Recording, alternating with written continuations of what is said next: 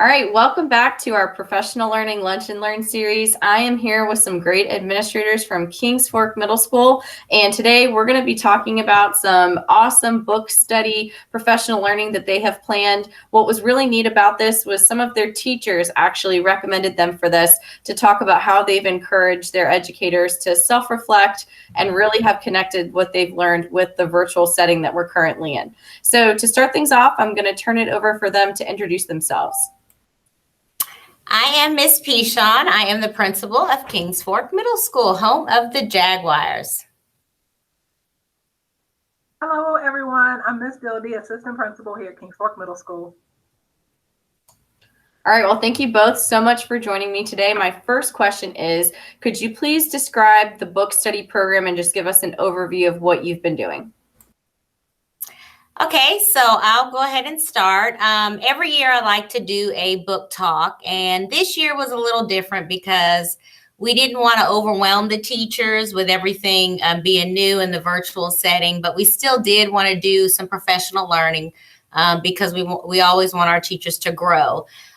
So we did, as a team, an admin team, look at our goals overall and decided to use a book called The Teacher 50. But we also thought about the idea of wanting to grow the leadership capacity of our leadership team. So we decided that we would put the ideas of how we would roll out this book talk into the hands of our leadership team. So with that, we turned it over to the leadership team to decide how we were going to roll out the Teacher 50 book talk. And so what we did was we introduced it to them. We handed it out during pre-service, kind of like as their grab bag gift. A lot of them kind of read the book from cover to cover in the very beginning. It's a very short read. And it's really about reflecting on their practice, helping them to grow and be better, be excellent teachers. And so at the first leadership team meeting, I think Miss Dildy was the one that threw out the first idea and got the brainstorming going. And I'm going to let her go ahead and share her wonderful idea because that's kind of what kickstarted the process.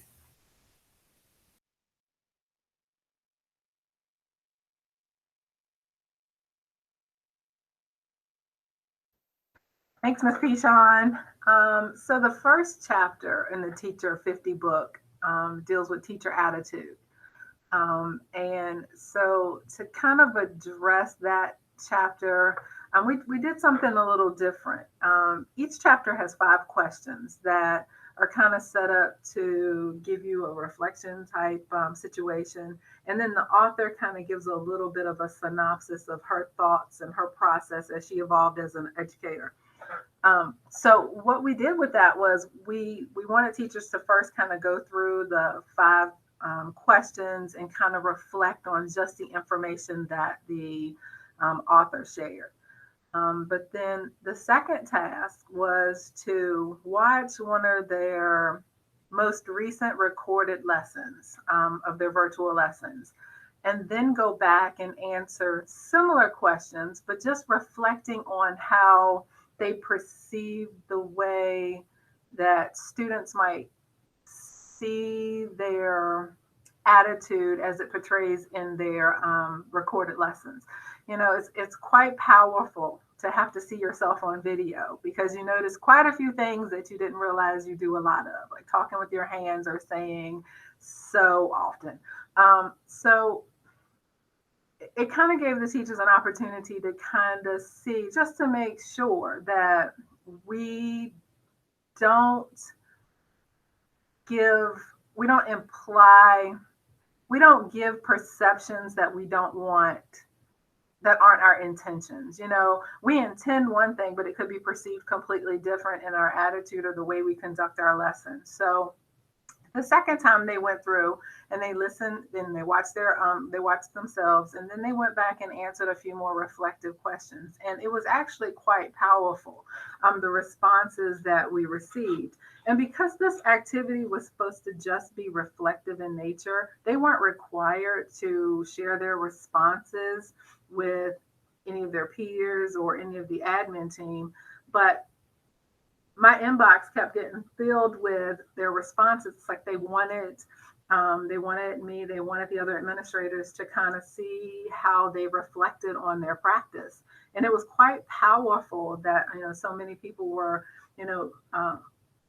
realizing that, some of the things they were doing, they were definitely going to stop because they didn't realize that they were doing it. So, that was the whole point of this.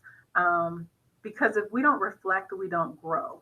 And no matter how great we become, there's always room for improvement. But sometimes you have to kind of look at yourself in the mirror and kind of figure out, well, what do I need to do differently? So that was chapter 1.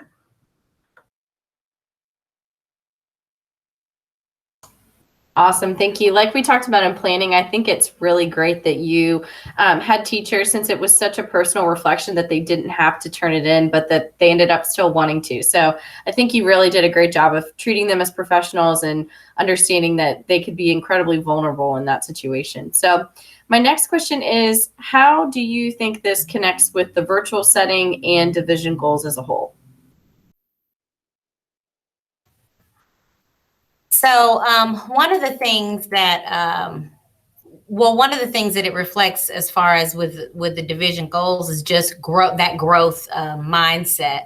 So we want our teachers to grow. We want to build that leadership capacity of our leadership team, but also our district has been talking about cultural responsive teaching, culturally responsive practices. And we started out with Zaretta Hammond. And so this next chapter that we're going into, chapter 6, is all about cultural responsiveness. So our leadership team has paired up to cover these chapters and decide the tasks that we will complete with each chapter. And the pair of teachers that chose chapter 5 and 6, they decided to do chapter 5 before we went out for the winter break, but they decided to hold off on chapter 6 for this month, just because it was a follow-up to Zaretta Hammond. So they wanted to really add some more meat to that chapter. So I think just that continuation of that is important. And I think that, them coming up with that also speaks volumes as well, that they really took to that Zaretta Hammond professional learning and the cultural responsiveness. And I do have to share this. I don't know if you're going to ask me this. I think you might, about how it connects to student learning. Speaking of the cultural responsiveness, I did an observation, and I was so excited to share this with my admin team, that I saw this applied in action in the classroom with a teacher that was going over story elements with plot and everything, and setting and everything. And she used, oh shucks, help me, Black Panther. She used Black Panther. Versus another, it was a fairy tale that they had always used to typically go over it. But because of the work that we've been doing with cultural responsiveness, she actually decided to change it up. So I thought, I really wanted to highlight that, because it makes a difference that they're not only learning this information and reflecting on it, but then they're actually applying it. So I thought it was very good. The kids were super engaged, and honestly, a lot of them were quite shocked that the teacher knew every little detail about Black Panther. It was very exciting to me. So yeah. That's great. So yes, that is my next question that you did an awesome job of addressing, which is, how is this work benefiting students? So are there any other examples or anything else that either of you would like to add with regard to the benefit for students?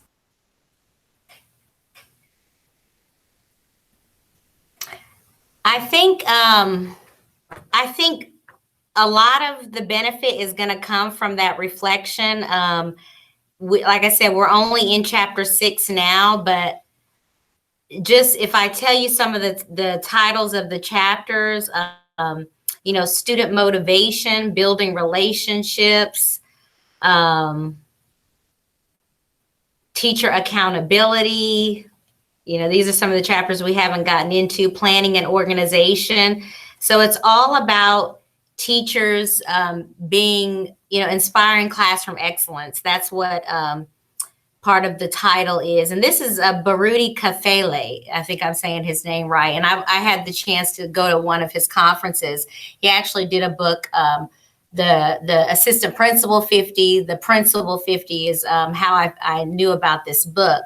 So I think just reflecting, like we said in the beginning, is going to make teachers stop and think at the end of every day, was I better for kids today? Was what I did today, was I better for kids today? And I think our superintendent is, he's always saying students first. So I think that if we continue to do that, that is going to be how we impact the students the most. So I can't think of any other specific examples, but I do think that this professional learning will ultimately have an impact on students and our school-wide performance. Awesome. Thank you so much. So my last question for you both is, what recommendations do you have for your colleagues with regard to this work? And I'd love for you to speak a little bit to the fact that you're also looking at building leadership capacity as well while you've been planning this. Okay, Ms. Dilding, I'm going to ask you to jump in after I finish talking. I think my recommendation to my colleagues is just to continue to let teachers take the lead on things like this. Like, I think it's always, like us, we were hesitant about adding one more thing, and I'll be honest, we did go back and forth about it because I'm real big on professional learning. It's like my thing. It's my passion. And I know you can appreciate that, Dr. Cole. It's a passion, but it's also, there's just so much newness going on this year. But I think it's important that we continue to grow and we continue to learn. And so finding ways to make it meaningful and to instill somebody to have somebody want to grow and want to learn. And that's why when Ms. Dildy was saying that, a lot of this stuff was not a requirement, but we kind of have been cheerleaders about it and putting it into their colleagues' hands, having their colleagues kind of facilitate the professional learning, it makes a difference. It's kind of, it's that good peer pressure that really does make a difference. And they like learning from each other, and they respect each other enough to do it and to learn from and grow from each other. So, and I think that's what makes us better. And so, I mean, that's the best advice I can give, is just to use your, find those leaders, and some of them don't even know that they're leaders. I think my first meeting with our leadership team was, look, if you're on the leadership team, you're going to be a leader. Like I'm not running this thing. Like, I'm not going to be the one, it's all you. So, and that's how we've started it from day one. So, Ms. Dildy, do you want to add to that?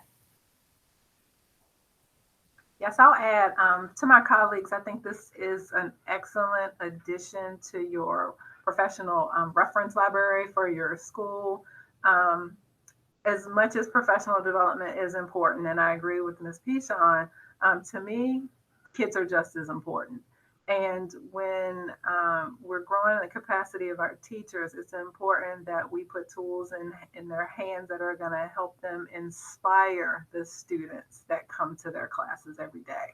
I'm just going to give you a little tidbit of what just completely pulled me into this book. It was the very first question in the very first chapter of the Teacher 50. Question: are my students at an advantage because I am their teacher? Enough said. There's nothing else to say. That's where the conversation and the reflection begins.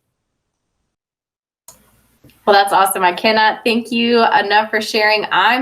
As we're talking, I'm looking up the book. I got to order it myself. I have not read it before. I'm excited to dig into his work. So yes, thank you so much for the recommendations. I also love how we started off talking about a book study, but we've also talked about a lot more, including growth mindset, culturally responsive instruction, and of course, all back to doing what's best for kids. So thank you so much. I'm excited to share this with our colleagues, and I appreciate your time today. Thank you. Thank you.